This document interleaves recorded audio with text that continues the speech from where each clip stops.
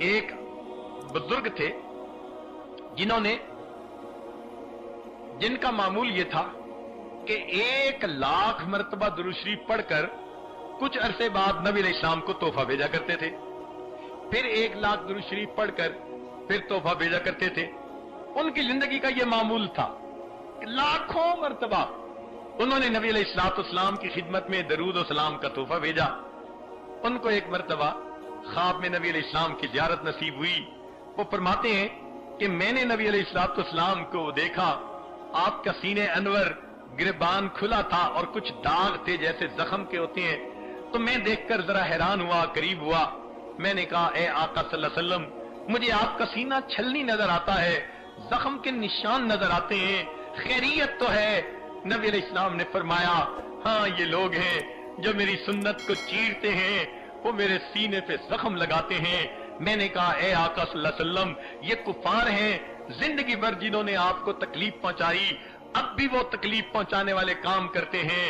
نبی علیہ السلام نے فرمایا میں کفار کی بات نہیں کر رہا، مجھے میرے رشتہ داروں نے تکلیفیں پہنچائیں، میں سجدے میں گیا، اوجڑی اوپر ڈال دی گئی، میں گلی میں سے چلتا تھا، لوگ میری طرف دیکھ کر بسا اوقات تھوکا کرتے تھے، میرے چہرے پہ مٹی پھینکا کرتے تھے، مجھے ان سے کوئی گلہ نہیں، اس لیے وہ تو کفار تھے، گلہ تو مجھے ان سے ہے جو کلمہ پڑھتے ہیں، مجھے اپنا آقا اور سردار مانتے ہیں، اور جب عمل کا وقت آتا ہے وہ میری سنتوں کو ذبح کر دیتے ہیں، ان کو احساس ہی نہیں ہوتا،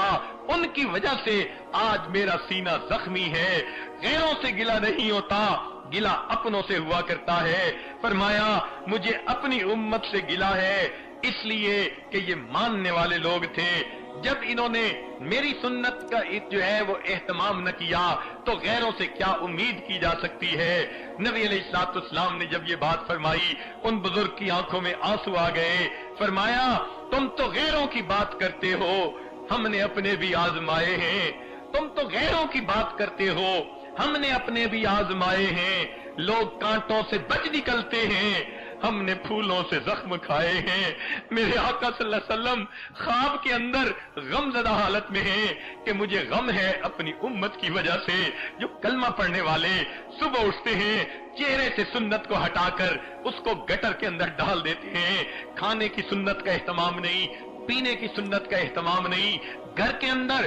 10 روپے کا اگر کوئی بلب ٹوٹ جائے تو ماں بچے کے تھپڑ لگا دیتی ہے، وہی بچہ میری سنت کو توڑ دیتا ہے، ماں کے سر پہ جو نہیں رینگتی، وہ ٹس سے مس نہیں ہوتا، باپ اس کا کوئی نوٹس نہیں لیتا، تو معلوم ہوتا ہے میری سنت ان کی نظر میں 1 روپے کے برابر بھی اہمیت نہیں رکھتی۔ یہ میرے وہ امتی ہیں جو میری شفاعت کے ہر وقت جو ہے وہ دل کے اندر حسرتیں رکھتے ہیں، لیکن میری سنت کا مذاق اڑاتے ہیں۔ اور پھر اور بھی زیادہ دیکھیے، کچھ تو وہ لوگ ہیں جنہوں نے انگریزی تعلیم پا کر دنیا داری کا راستہ اختیار کر لیا۔ اللہ کے حبیب صلی اللہ علیہ وسلم کو زیادہ تکلیف تو پھر ان سے پہنچتی ہے جو طالب علم بھی کہلائے، گھروں کو چھوڑ کر مدرسے میں بھی آ گئے۔ یہ لوگ جو کل میرے وارث بننے کے جو ہے وہ امیدوار ہیں، یہ بھی میری سنتوں کا اتنا اہتمام نہیں کرتے جتنا کرنا چاہیے تھا۔ مجھے ان سے زیادہ تکلیف پہنچتی ہے، یہ تو کل میرے وارث بننے کی تمنا رکھنے والے، مجھے اس سے زیادہ تکلیف پہنچتی ہے۔